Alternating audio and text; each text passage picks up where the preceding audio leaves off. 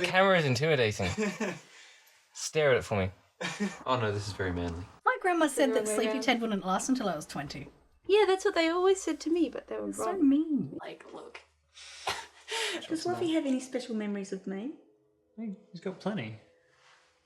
I'd like to know.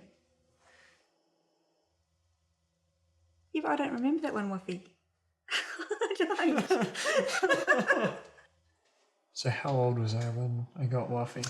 You got Woffy the day you were born. My sister, Auntie Cheryl, she was the one that gave you Woffy. I'm really close to Auntie Cheryl. And because she gave you Woffy, I wanted Woffy to be a very special toy to you. So Dad and I made sure that every time you went anywhere, we'd put Woffy in your capsule. I think I was 9. I could have been 8 or 10. Maybe. I'm not quite sure. It was one of those 3 years. I think I was just into horses at the time. Oh no, I was, because this was when I was like massively into spirit and stuff as well. So I was just during my horse phase. And so Auntie Cheryl gave me a horse soft toy. I've had Diddle since literally the day before I was born. She was on the shelf in the hospital the day before I was delivered, and so she sort of had a view of everything that happened. Sleepy Ted has been all around Europe. My parents brought this bear because it was really compactable and they could actually fit it inside their bag when they came over to Germany for 4 months when I was 1 or 2. And that's when I actually formed a bond to Sleepy Ted. I've had Happy Bear as long as I can remember. I think I got her in my first year, but no one remembers from whom. I like to think she was from my great-grandma, but I don't actually know. I just think I've made that up. I got Tigger when I was 7 years old, which would make that nearly 11 and a half years. I wanted to call it Tigery because, you know, you're 7, you put E at the end of everything, and my mum told me that I couldn't have Dolphiny, Froggy and Tigery because that was just terrible. So I said, fine, I'll call him Tigger. I can't actually sleep if she's not in my bed. When I forget to take her on sleepovers, like even now when I don't take her on sleepovers, I have heaps of trouble sleeping.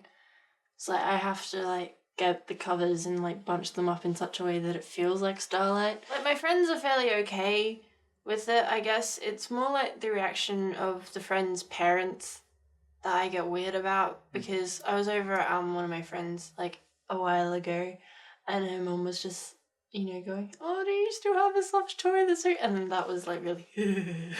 Happy Bear still lives on my bed. Happy Bear and Sheppy, every time I make my bed, they go poop right on the front in the middle of next to my pillows.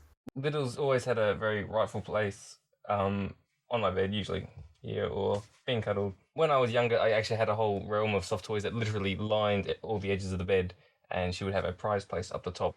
Did you do the thing where you like felt guilty about giving one toy more attention than the others? Yes. I'd make sure that if I gave Happy a kiss, I always have to give Sheppy a kiss as well, so he didn't feel left out. Yeah. I lived constantly in fear that the others would get jealous.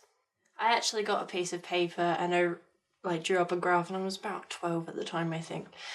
And so I like worked out which toys got to sleep in the bed each night, but like they have different sizes and shapes, and like it just didn't work quite as well having to like reaccustom myself to each different toy each night. So eventually I was just like, you know what, I kind of sleep on top of them. That's kind of a bad thing. They probably don't want to be in my bed. And so it fell to Starlight.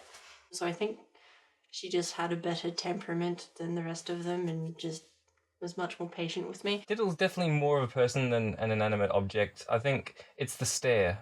I mean, as comforting as soft toys are supposed to be for people, it's the rather perpetual stare. It's just as intimidating as a teacher almost. I think he was your scapegoat, or your fall guy. I think he was your fall guy.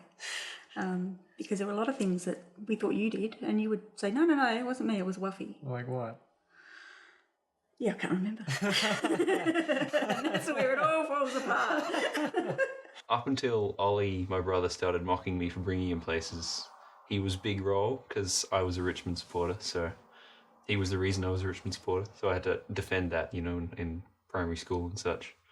I remember chasing after a kid and trying to hit him in primary school because he called me gay for having a tiger. Because he had a crow. He was a crow, you know, they were important crow supporters. So yeah, that's probably it. Trying to kill him. Yeah, I used to get really angry. People would say, "Oh, what's his name?" I'd be like, "Her name."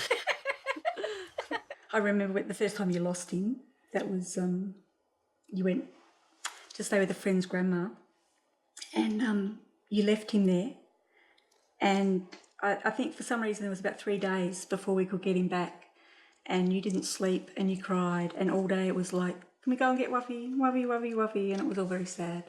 I lost him for about 2 weeks, and it was absolutely terrible. I think he ended up being just under my bed or something like that, but I was just blaming people left and right. Just like, you stole him. Diddle's been sort of pretty important as far as soft toys go. Always had a, when I was sleeping, when I was little, actually that carried over until I was about 14 or so. And that was about the time she went into the cupboard. And there was quite a few years after that, I had an incident in the hospital, and she came out of the cupboard again to come visit, and then sort of still had her in bed since. She hasn't gone back in the cupboard. When I was 6, I had a full-on asthma attack, and we were in a small country town, sort of with no proper hospital, 3 hours away from Darwin, 3 hours drive from Darwin. So we got in the ambulance, and then we drove to the airfield, and then I got picked up by the Royal Flying Doctors. And I don't really remember heaps, but I remember the dream that I had in the hospital, which was that I had actually forgotten my teddy bear. I can't actually remember being in the hospital. I can just remember the dream, and the dream was that I had forgotten my teddy bear, so Sleepy Ted, and I dreamt that my father had left my 2-year-old sister at home and had driven 3 hours to give me my teddy bear. On my first day of school, I think Diddle actually did come with me for a bit. I think she'd sit on the table, like the first desk. She also came on every single camp that I can remember when I was in primary school. I don't think the high school ones. I think at that stage I would have been laughed at a bit too much. I take Starlight on every school camp since I got her. I always kept her in my sleeping bag or under my pillow. She's very good at hiding.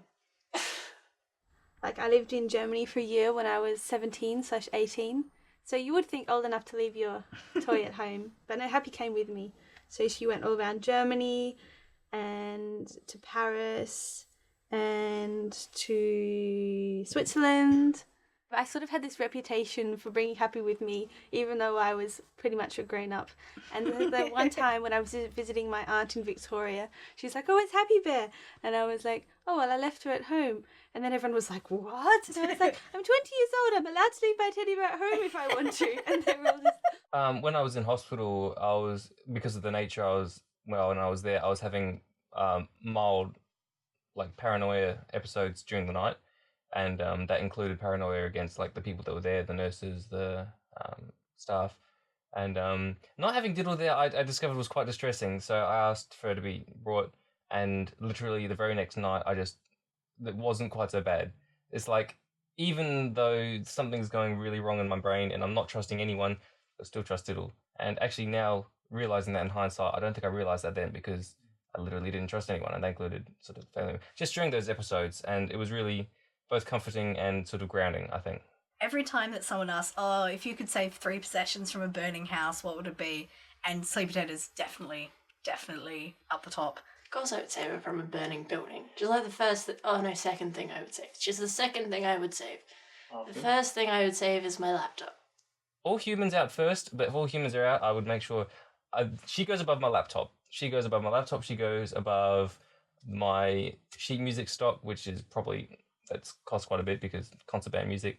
And there's a lot of stuff in this room that I could take in a hurry, but she's the top. She's the number one.